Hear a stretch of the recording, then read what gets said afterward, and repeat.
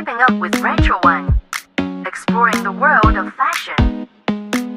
Hey everyone, welcome to today's podcast. So we've got a super cool topic today. We're diving into the world of vintage, a fashion trend that's just been blowing up all around the globe in recent years. In this crazy internet age where new terms and trends are popping up like wildflowers, vintage seems to just keep on thriving and getting even bigger. Today we're super lucky to have Poppy Young with us, a fashion student from MIT University. Let's get her opinion on all of this vintage madness.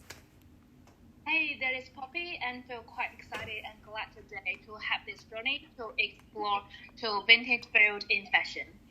Okay, so vintage shops have been around for ages, like decades even. At first, some folks kind of looked down on the second-hand stuff, a little bit embarrassed maybe. But now we've got tons of cool little vintage shops and individual sellers all making the name for themselves online. This whole vintage scene has really shifted onto the internet, and that's even more the case since COVID-19. What's your opinion on the role of digital media in all of this vintage craziness? So, in a sense, digital media plays a key role in the vintage trend, and first they expand exposure of antique shops and individual sellers, and allowing them to reach a global audience, especially during the COVID-19 pandemic. Many people have begun to rely on the internet shopping due to the location and social restrictions. So the social media platforms such as Instagram and TikTok have become important platforms for lovers to showcase the vintage styles and share the shopping finds. And the digital media has not only fueled the growth of the vintage market, but also facilitated the expression of creativity and individuality.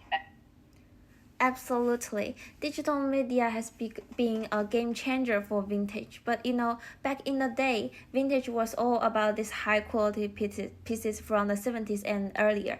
Now, with vintage being all the rage, tons of second-hand clothes are getting the vintage label, and brands are even popping up new clothes with that vintage vibe.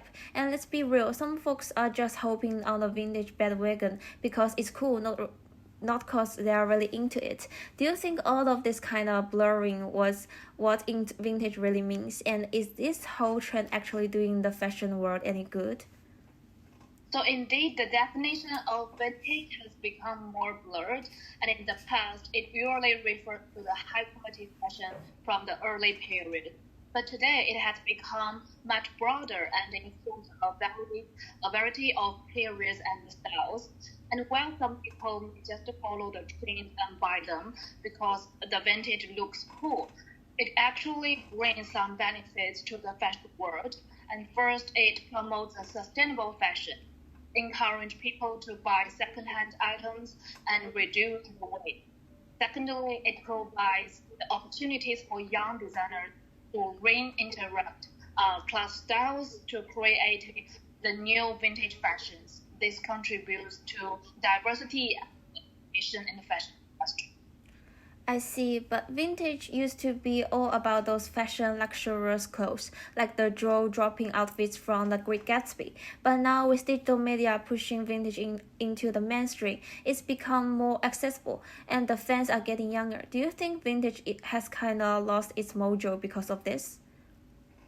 Although the digital media has brought vintage into the mainstream, I don't think it has completely lost its charm.